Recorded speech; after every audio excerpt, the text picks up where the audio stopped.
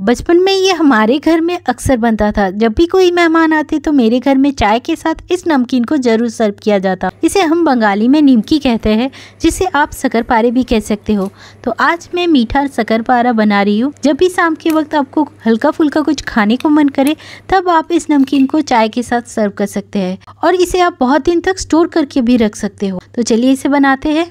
तो सबसे पहले एक बड़े से बोल में करीब 2 कप मैदा डाल दीजिए और उसके साथ ही आधी चम्मच नमक, 1 बड़े चम्मच शक्कर और उसके साथ ही 1/4 कप उसमें घी को डालकर इसे अच्छी तरह से मिला लीजिए। अब हमें इस घी को सूखे मैदे के साथ अच्छी तरह से मिला लेना होगा। तो यहाँ पे मैंने घी थोड़ा सा ज़्यादा इसलिए डाला ताकि इसी से बाद में नमकीन ज़्यादा क्रिस्पी बनने वाला है। फिर हम इसमें थोड़ा थोड़ा करके पानी डालेंगे और इसका एक नरम आटा लगाएंगे। अगर आपके पास ज़्यादा टाइम नहीं है इसे रेस्टिंग में रखने के लिए तब आप इसे हल्का गुनगुना पानी से इस आटे को लगाइएगा, वरना आप नॉर्मल पानी भी यहाँ पे इस्तेमाल कर सकते हैं। तो मैंने यहाँ पे नॉर्मल पानी से इस आटे को गूंथा है। अब हम इसे ढककर आधे घंटे के लिए किसी गर्म स्थान में रख देंगे। गर्म स्थान में रखने के कारण घी अच्छी तरह से पिघल जाएगा, फिर हम इसे आटे के साथ अच्छी तरह से मिला पाएंगे। अब मैंने इसे एक क्लिंग रैप से अच्छी तरह से ढक कर रख दिया है। अगर आपके पास नहीं है तो आप इसे गीले कपड़े से भी ढक कर रख सकते हो। तो इसे आधे घंटे के लिए रेस्ट होने के लिए छोड़ दें। तो आधे घंटे के बाद इसे रेस्टिंग में रखने के बाद आप देख पाओगे कि जो हमने आटे को रेस्ट होने के लिए रखा था वो अच्छी तरह से सेट हो चुका है और ये काफ़ी नरम भी हो चुका है। हमें इसे और 1-2 मिनट के लिए अच्छी तरह से गूंथना होगा। यहाँ पे जो घी का मॉइस्चर निकला है उसे हमें इस आटे के साथ अच्छी तरह से मिलाना होगा। अब हम इस आटे को 2 इक्वल पोर्शन में डिवाइड कर लेंगे। इसी से हम 2 बड़े साइज की रोटी बनाने वाले हैं। यहाँ पर आप छोटे साइज के नमकीन भी बना सकते हो, लेकिन मैं आज इसे बड़े बड़े साइज के नमकीन बनाने वाली हूँ, जैसे मेले में मिलते हैं ठीक उस तरह। तो जिस जगह पर आप बेलोगे वहाँ पे थोड़ा सा आटा को छिड़क दे, उसमें एक गोले को रख दीजिए और इससे एक बड़ा सा रोटी बना लीजिए। तो यहाँ पे रोटी को बेलते समय एक चीज़ का ध्यान रखिएगा कि आपको यहाँ पे इसे ज़्यादा पतला नहीं करना है। कम से कम आपको इसे आधी सेंटीमीटर जितना इसे चौड़ा रखना है। इसकी थिकनेस कम से कम आधी सेंटीमीटर होनी चाहिए। तो यहाँ पे आप खुद ही देख सकते हो इसकी कितनी थिकनेस हमने रखी है। अब हम इसे स्क्वायर शेप में काट लेंगे। तो इसके जो साइड में एक्स्ट्रा हिस्सा है इसे निकाल दीजिए। इसे आप दूसरे नमकीन बनाते वक्त उस आटे में मिला लीजिएगा। अब मैं इसे लंबा लंबा करके काटने वाली हूँ, जैसे मैंने इस वीडियो में दिखाया है ठीक उस तरह आप इसे काट लीजिएगा। यहाँ पर आप इसे और पतला भी काट सकते हो या फिर आप इसे एकदम छोटा छोटा करके काट सकते हो, वो बिल्कुल आपकी मर्जी है। इसे बीच में से काट देंगे। फिर हम इसके जो सारे टुकड़ों को अलग कर देंगे ताकि फ्राई करते वक्त हमें उसे अलग करने की उतनी प्रॉब्लम ना हो। तो एक के ऊपर एक करके मत रखिएगा, सारे टुकड़ों को अलग अलग करके रखिएगा ताकि ये वापस से चिपक ना जाए। तो एक बड़े से प्लेट में सारे टुकड़ों को पहले से ही अलग कर दें। इधर मैंने एक बड़े से कढ़ाई में तेल को ऑलरेडी गर्म होने के लिए रख दिया है। जब तेल अच्छी तरह से गर्म हो जाएगा तब आप उसमें एक एक करके सारे नमकीन को डाल दें। डालते वक्त आपको एक चीज़ का ध्यान रखना है कि यहाँ पे तेल अच्छी तरह से गर्म होना चाहिए। फिर आप थोड़ी देर में ही देख पाओगे कि एक एक करके नमकीन ऊपर की ओर तैरने लगी है।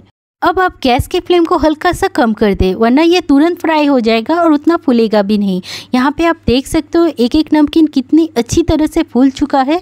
यही अगर हम गैस के फ्लेम को हाई में ही रखते तो ये उतना फूलता भी नहीं और इसका कलर तुरंत गोल्डन ब्राउन हो जाता। इसलिए इसे एक स्टेज के बाद इसे धीमी आंच में ही फ्राई करें। अब हमें इसे तब तक भूनना होगा जब तक कि इसका कलर हल्का सा सुनहरा ना हो जाए। अब ये हल्का सा गोल्डन ब्राउन कलर हो जाएगा तब आप इसे तेल में से छानकर एक प्लेट में निकाल लीजिए। तो ठीक इसी तरह मैंने एक एक करके सारे नमकीन को फ्राई कर लिया है। फ्राई करते वक्त गैस की फ्लेम को हाई में रखिएगा। जैसे वो ऊपर की ओर तैरने लगेगी फिर आप गैस को लो करके इसे धीमी आंच में फ्राई कर ले। तो इसे भी तेल में से छानकर एक प्लेट में निकाल लीजिए। अगर आप चाहे तो इसे ऐसे भी स्टोर करके रख सकते हो और खा भी सकते हो। ये खाने में बहुत ही टेस्टी बना था।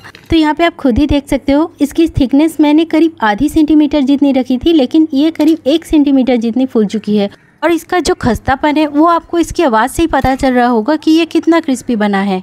क्योंकि हम आज मीठा नमकीन बनाने वाले हैं तो उसके लिए हमें शक्कर को क्रिस्टलाइज करना होगा।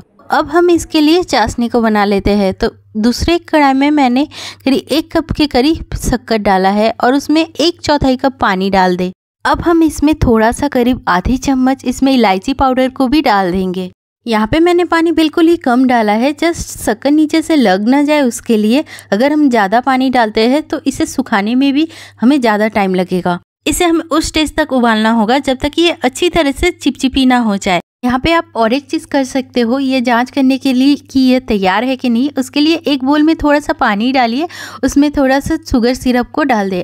फिर हाथों से अगर आप उसे अच्छी तरह से गोल कर पा रहे हो तो यानी कि ये तैयार है। तो बस हमें इसे उस स्टेज तक इसे उबालना होगा। अब फ्राई किए हुए नमकीन को इस चाशनी में डाल दें और गैस को तुरंत एकदम लो कर दें, क्योंकि ये बहुत ही जल्दी गाढ़ी होने लगेगी। इसे अच्छी तरह से मिला ले, फिर उसे कुछ देर के लिए ऐसे ही छोड़ दे कढ़ाई में ठंडा होने के लिए। तो यहाँ पे आप खुद ही देख सकते हो, हमने जो चाशनी को क्रिस्टलाइज किया था वो अच्छी तरह से नमकीन में कोट हो चुका है। इसकी आवाज़ से ही आपको पता चल रहा होगा कि ये कितना क्रिस्पी बना है। अगर देखने में ही ये इतना टेस्टी है तो खाने में कितना होगा।